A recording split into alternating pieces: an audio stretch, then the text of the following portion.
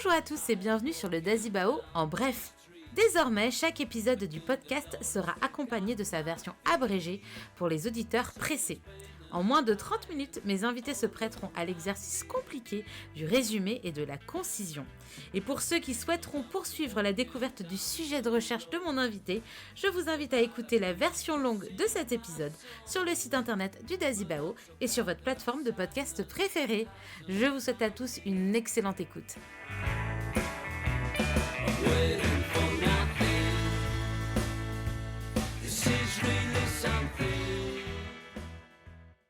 Bonjour à tous et bienvenue au Dazibao. En bref, aujourd'hui je suis très heureuse d'accueillir Juliette Toquet pour discuter en bref de son mémoire de Master 2 en Histoire et Sciences Politiques, les cahiers de la colère, analyse et contextualisation des doléances de 2019 sur la deuxième circonscription du Calvados. Juliette a réalisé son mémoire sous la direction de messieurs Paul Manœuvrier, Hervieux, et Christophe Manœuvrier à l'université Caen-Normandie. Bonjour Juliette. Bonjour Marjolaine. Merci beaucoup d'être avec moi sur le Dazibao en bref. Donc tu connais le cadre de l'exercice. On voudrait presque tout savoir sur ton mémoire de M2, donc sur ces fameux cahiers de doléances de 2019. Donc je te tends sans plus attendre le micro virtuel du Dazibao et puis on t'écoute avec grande attention. Très bien, merci beaucoup. C'est un peu la pression, c'est ça. Un peu la pression. Je vais me prêter à l'exercice qui est pas des plus simples. Voilà, c'est ça. Je vais refaire un peu vite fait Oui. pourquoi j'arrive à parler de tout ça. Je suis en Master 2 d'Histoire et Sciences Politiques. Je suis en stage, un stage long de 6 mois au sein de la permanence d'Arthur Delaporte, qui est le député de la deuxième circonscription du Calvados.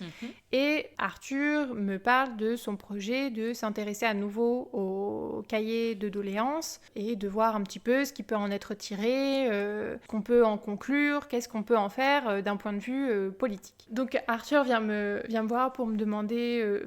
pour me parler de son projet. Et puis moi, en parallèle de ça, il faut quand même... histoire de valider quand même ce diplôme, il faut quand même que je rende un mémoire qui montre que je me suis pas juste tourné les pouces pendant 6 mois dans un lieu de stage. Donc j'ai réfléchi à tout ça, et plus je commence à creuser sur les cahiers de doléances, plus je me dis que ça mérite un mémoire de recherche et pas juste un mémoire professionnel qui est, en tout cas dans mon université, un mix entre un rapport de stage un peu conventionnel et une analyse avec une prise de recul sur la structure, mais c'est pas assez pour creuser tout ce qu'on pourrait creuser sur les cahiers de doléances.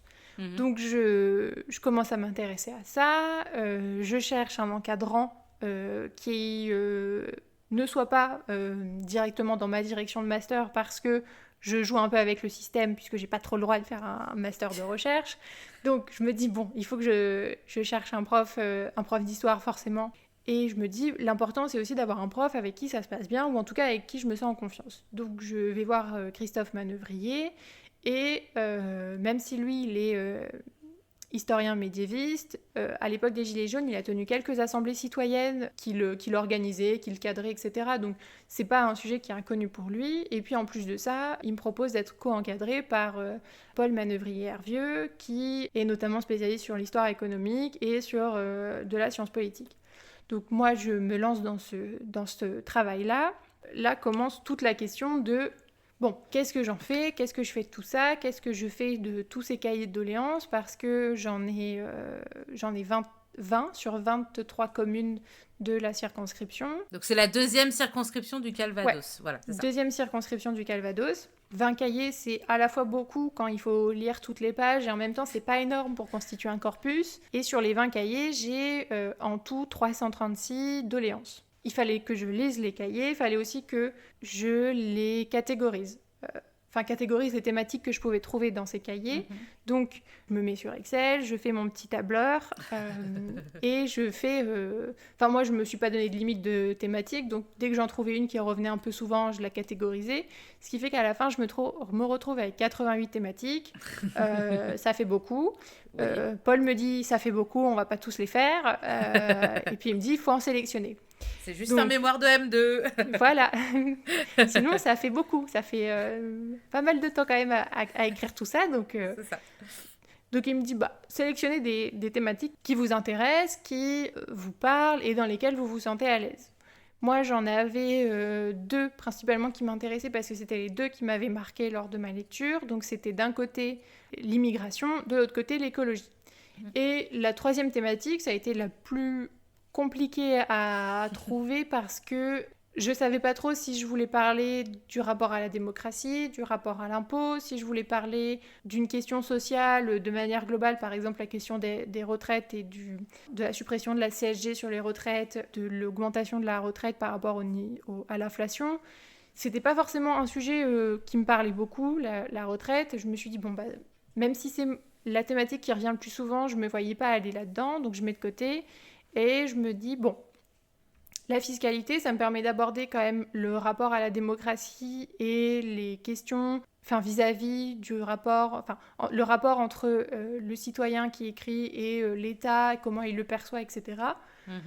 Donc je me dis, bon, je vais me lancer sur la fiscalité.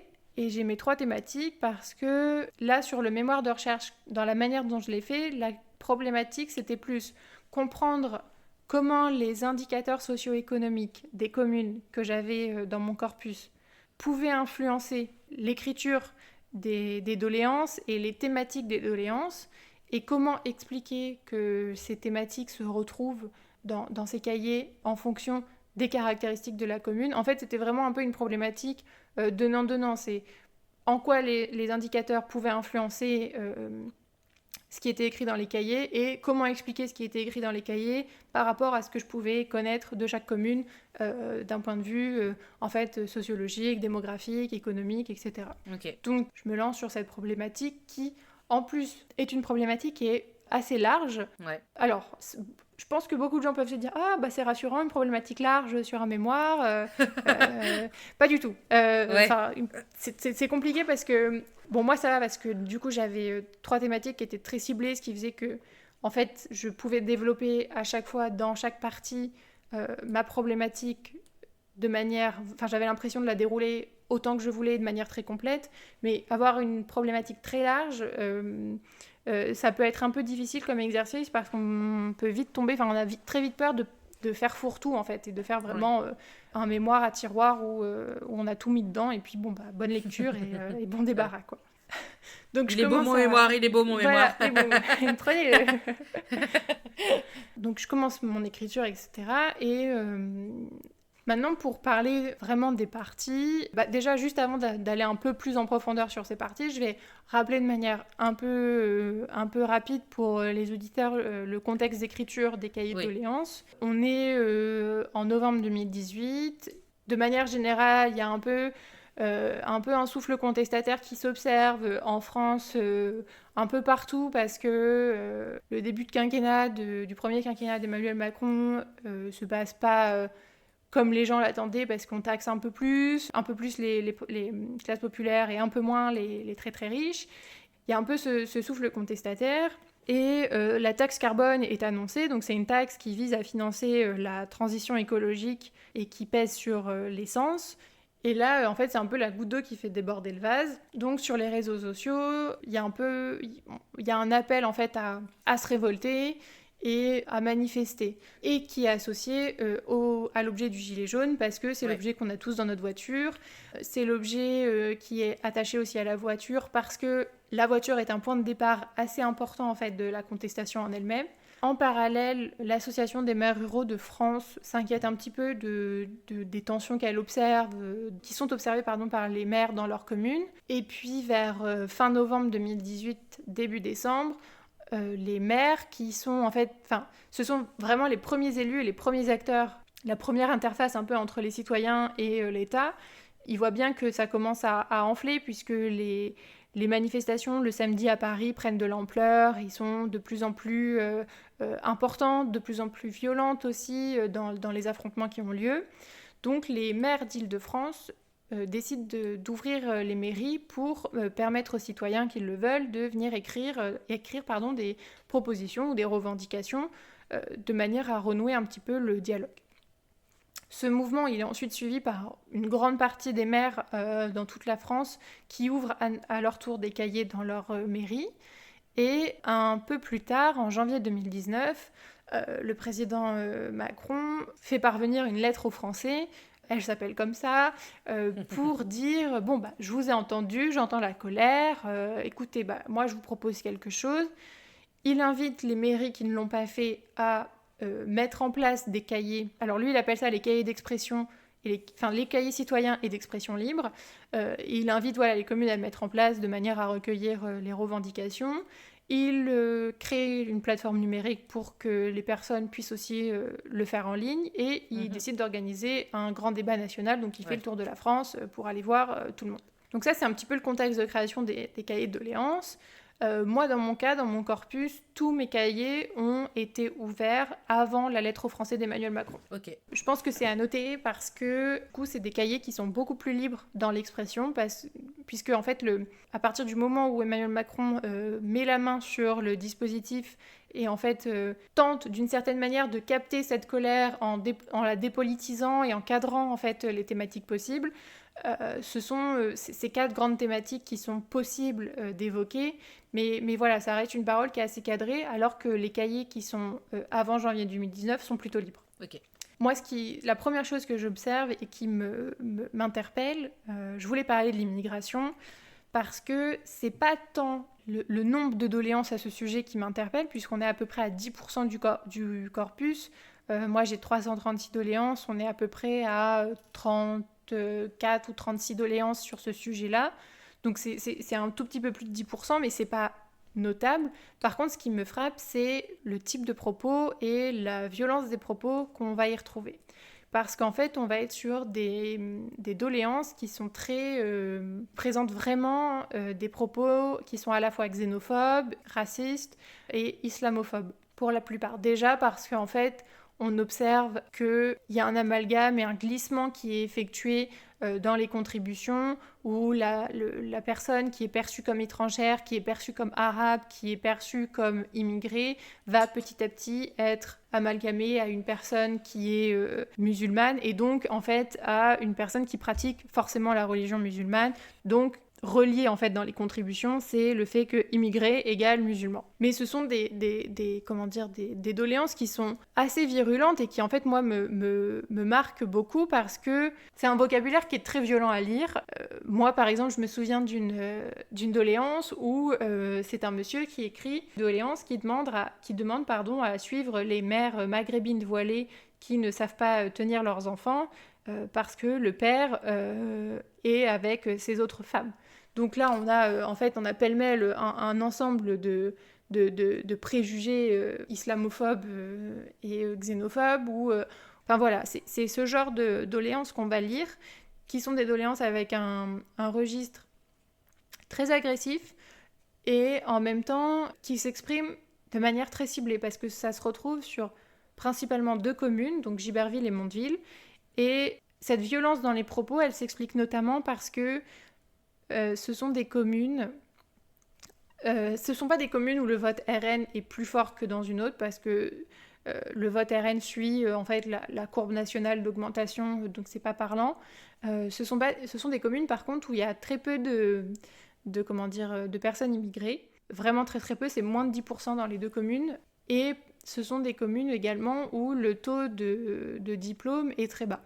Et en fait, l'ensemble de ces facteurs permet d'expliquer pourquoi il y a autant pourquoi on retrouve l'ensemble des propos racistes et xénophobes sur ces 2 communes, puisque la psychologie sociale américaine avait mis en avant à la moitié du XXe siècle l'idée que la théorie du contact, donc c'est l'idée selon laquelle si 2 groupes sociaux différents sont mis en contact longtemps avec des indicateurs socio-économiques favorables, cela permet la réduction des préjugés et en fait le vivre ensemble tout simplement.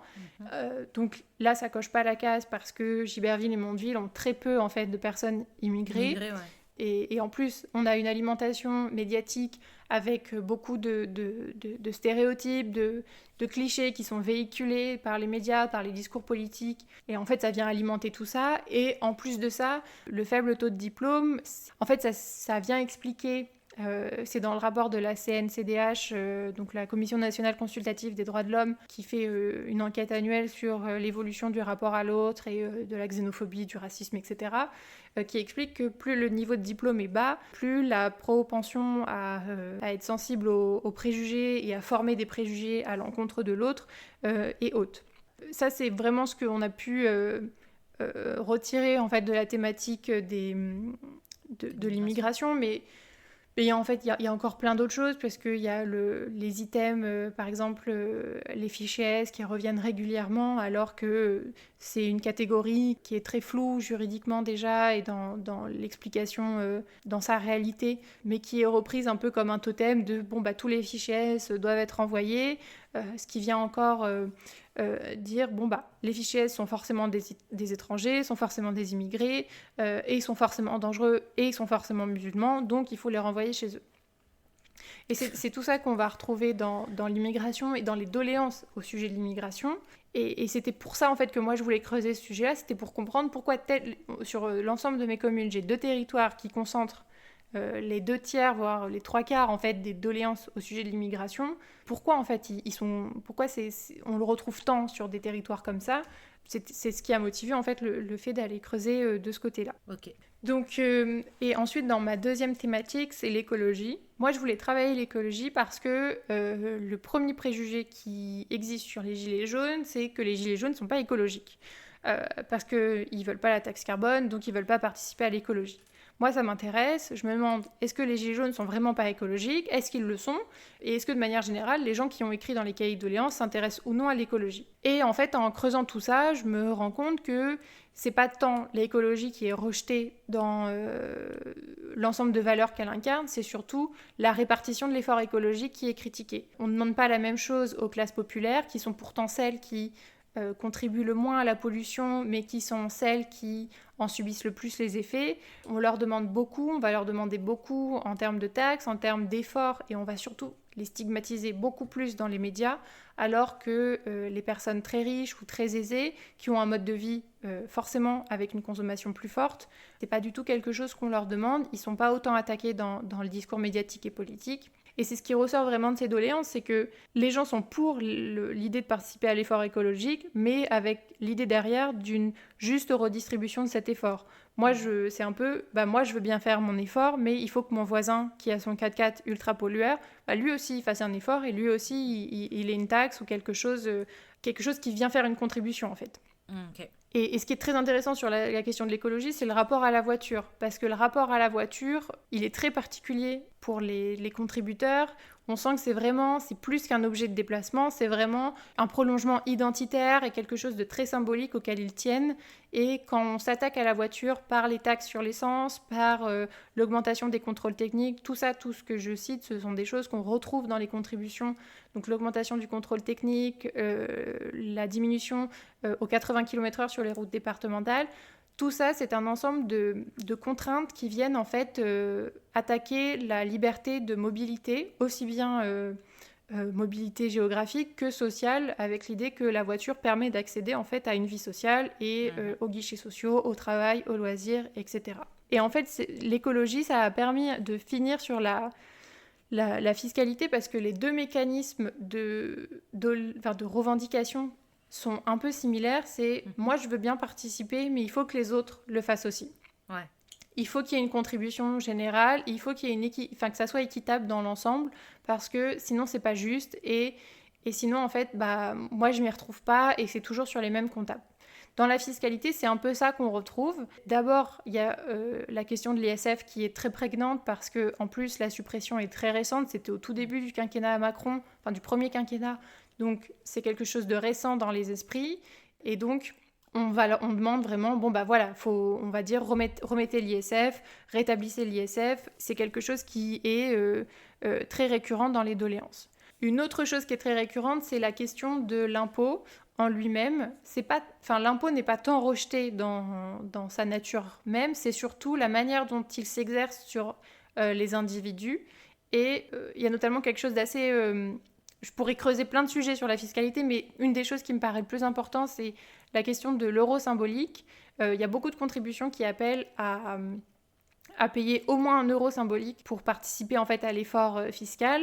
Tout le monde, quel que soit le revenu, c'est ça? Oui, voilà, quel que soit le revenu, c'est vraiment cette idée de c'est 1 €, et souvent le terme symbolique est employé dans les contributions, et ça se retrouve même dans des territoires où les facteurs économiques et les indicateurs économiques sont vraiment pas au plus haut, et en fait moi je le lis, et dans la manière dont c'est formulé et dans la revendication qui en est faite, je le lis un peu dans cette idée que si moi, en tant que contributeur, je donne quand même 1 €, même si je n'ai pas les moyens, eh ben, je deviens légitime, et je deviens légitime politiquement et citoyennement, parce que, en fait, pendant longtemps, pour voter, il fallait pouvoir s'acquitter d'un impôt quand le suffrage était encore censitaire. Donc il y a un peu tout ça qui reste malgré tout dans les consciences et dans les habitudes.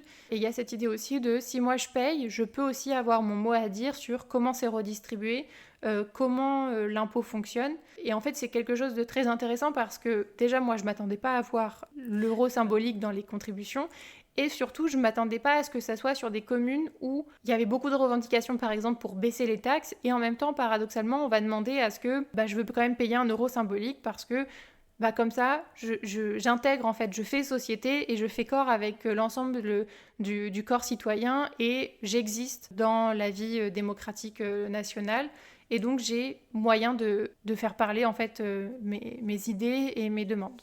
Donc, c'était, en fait, les 3 grandes thématiques qui sont hyper intéressantes à creuser, mais je pense qu'en fait, toutes les thématiques le sont en fonction de comment on s'y attarde. Mais en fait, elles sont très riches, et je pense qu'il y a encore plein de choses à creuser dans chacune d'entre elles. Mais faute de temps, parce qu'en mémoire, faut quand même le faire dans un temps réduit. Okay. Mais ouais, c'était les grands traits et les grandes lignes en fait du mémoire que j'ai pu écrire. Ok, donc le mémoire t'a pris quelques mois à rédiger. Qu'est-ce que tu fais maintenant? Est-ce que tu continues la recherche ou est-ce que tu rentres dans la vie civile?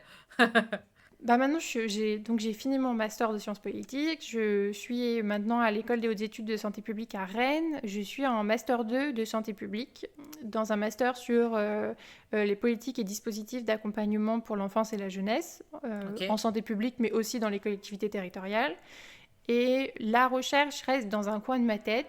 C'est un monde académique qui m'est très inconnu, donc je ne sais pas encore par où commencer, mais Paul m'accompagne beaucoup là-dessus parce qu'il est... il m'aide beaucoup sur ces questions-là.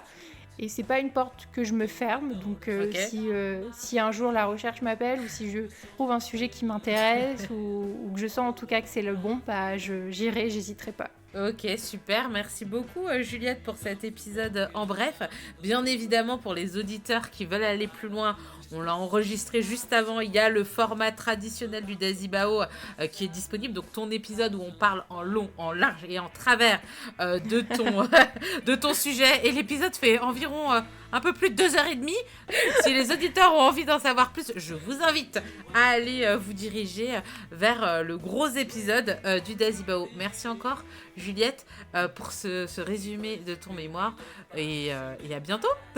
Merci à toi pour l'invitation, et puis au plaisir. À bientôt. Au plaisir. Bye bye. Merci.